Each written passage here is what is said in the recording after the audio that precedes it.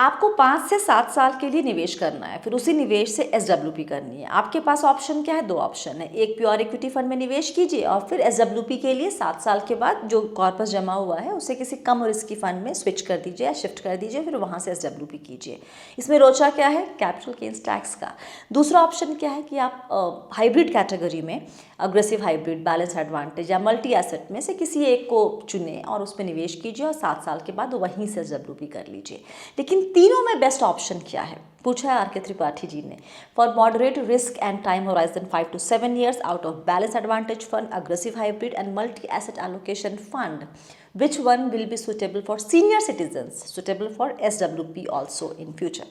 तो तीनों कैटेगरी को एक एक करके चेक करते हैं, उनके asset allocation, tax treatment, financial ratio और रिस्क मैट्रिक्स के आधार पर, और बताते हैं कि सीनियर सिटीजन्स मॉडरेट रिस्क 5 से 7 साल का समय कौन सी कैटेगरी के साथ जाना बेहतर होगा। आगे बढ़ने के पहले बी वाली सब्सक्राइब कर लें, क्योंकि यहाँ ना सिर्फ आपको निवेश की बारीकियाँ समझाई जाती हैं बल्कि आपके सवालों के जवाब भी सिर्फ इसी चैनल पर दिए जाते हैं। तो सबसे पहले चेक करते हैं balanced advantage fund. Equity allocation यहाँ पर आपको 30 से 80% का मिलेगा, जो कि डायनामिकली मैनेज होता है। रेट एलोकेशन 20 से 70% का, ये भी मार्केट कंडीशन के हिसाब से एडजस्ट होता है। टैक्स ट्रीटमेंट, अगर इक्विटी एक्सपोजर 65% से ज़्यादा है तो इसे इक्विटी जैसा ट्रीट किया जाता है, जैसे कि लॉन्ग टर्म कैपिटल गेन्स यहाँ पर 1,25,000 के गेन के बाद 12.5% का टैक्स।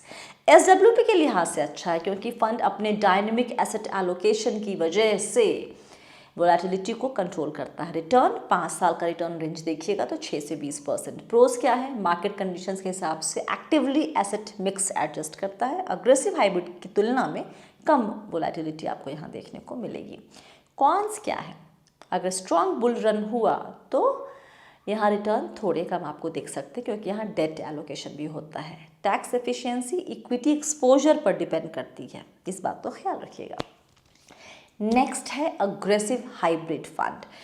इसमें से भी कहता है कि आपको कम से कम इक्विटी एलोकेशन 65 से 80% होना ज़रूरी है। डेट के लिए 20 से 35% का कैपिंग है। टैक्स ट्रीटमेंट यहाँ इक्विटी का होता है। एसडब्ल्यूपी के लिहाज से देखें तो ये फंड बैफ की तुलना में ज़्यादा वोलेटाइल है, तो गिरते बाजार में ये अधिक परेशान करेगा निवेशक को। रिटर्न का यहाँ रेंज 5 साल का 10 से 23% है।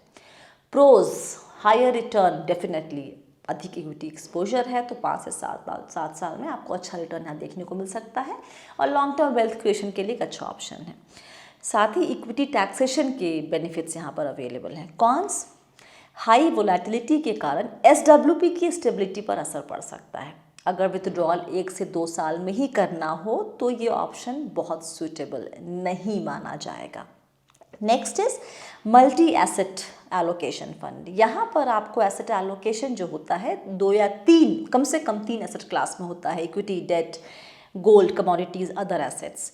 कम से कम तीनों एसेट क्लास में 10% निवेश जरूरी है। अगर आप चेक करेंगे तो आपको किसी भी मल्टी एसेट एलोकेशन फंड में इक्विटी का एक्सपोजर करीब 50% के आसपास दिखेगा। टैक्स ट्रीटमेंट एसेट एलोकेशन पर डिपेंड करता है। अगर इक्विटी 65% से ज़्यादा है तो इक्विटी टैक्सेशन लागू होगा।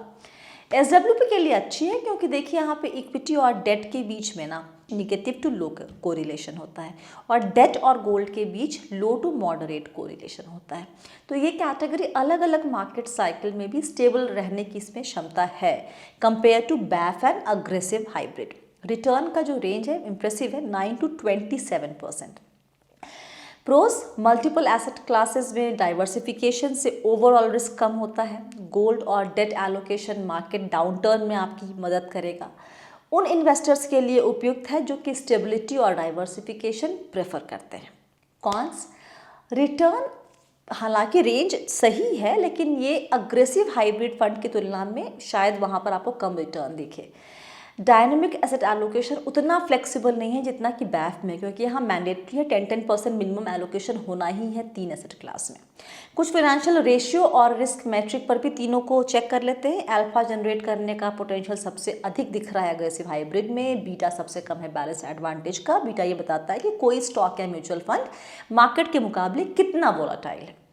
अब देखते हैं स्टैंडर्ड डेविएशन। ये बताता है कि निवेश का रिटर्न औसत यानी मीन से कितना अलग हो सकता है। ये अगर कम हो तो फंड अधिक स्टेबल माना जाता है। इस लिहाज से मल्टी एसेट एलोकेशन के नंबर्स बेहतर दिख रहे हैं। और अंत में शार्पे रेशियो ये बताता है कि आपने जितना जोखिम या रिस्क लिया है उसके बदले आपको कितना एक्स्ट्रा रिटर्न मिल रहा है, और उस हिसाब से भी multi asset has the highest average Sharpe ratio which implies better risk adjusted returns compare to the other two categories. तो सीनियर सिटीजन 5 से 7 साल निवेश की समय सीमा, मॉडरेट रिस्क प्रोफाइल के लिए मेरी पहली पसंद होगी मल्टी एसेट एलोकेशन फंड, क्योंकि इसमें है stability, pretty decent return, exposure to 3 important asset classes and flexibility in asset allocation। Market downturn में ये आपको बहुत ज़्यादा परेशान नहीं करेगा। सेकेंड चॉइस होगी बैलेंस्ड एडवांटेज फंड और अग्रेसिव हाइब्रिड फंड सिर्फ उनके लिए जिनको इक्विटी में अधिक एक्सपोजर चाहिए ही चाहिए, डेट सिर्फ थोड़ी कुशनिंग की ज़रूरत को पूरा करने के लिए चाहिए। अच्छा, ये मेरी पसंद है, मेरी पढ़ाई, एक्सपीरियंस और रिसर्च के हिसाब से। मैं कौन हूँ? मैं कोई RIA नहीं हूँ, तो आप अगर मेरी ये रिकमेंडेशन नहीं है, ये सिर्फ एजुकेशन पर्पस के लिए है। तो आप जो भी फैसला लेंगे या तो अपनी रिसर्च करें, आपको जो समझ में आया इस वीडियो में देखने के बाद उसके आधार पे कुछ और रिसर्च कीजिए, नहीं तो किसी एक एडवाइज़र की सलाह लीजिए कोई भी फैसला लेने के पहले। फ़िलहाल के लिए इतना ही। सवाल अपने भेजते रहिए, जवाब हम देते रहेंगे। और सवाल कहाँ भेजना है वो सारी डिटेल्स आपकी स्क्रीन पर, हमारा ईमेल ID, हमारा और क्या व्हाट्सएप नंबर। और अगर वीडियो पसंद आया है तो लाइक करें, शेयर करें, बी वेल्दी सब्सक्राइब करना ना भूलें, क्योंकि यहाँ सिर्फ निवेश की बारीकियाँ नहीं समझाई जाती हैं, बल्कि आपके सवालों के जवाब सिर्फ और सिर्फ इसी यूट्यूब चैनल पर मिलते हैं। वक्त देने के लिए बहुत बहुत शुक्रिया। याद रखिए, आप है मेरे यानी स्वाति के साथ और हम सब है बहुत ही सावधानी और समझदारी के साथ अमीर बनने के सफ़र पर। Stay blessed, healthy and be wealthy.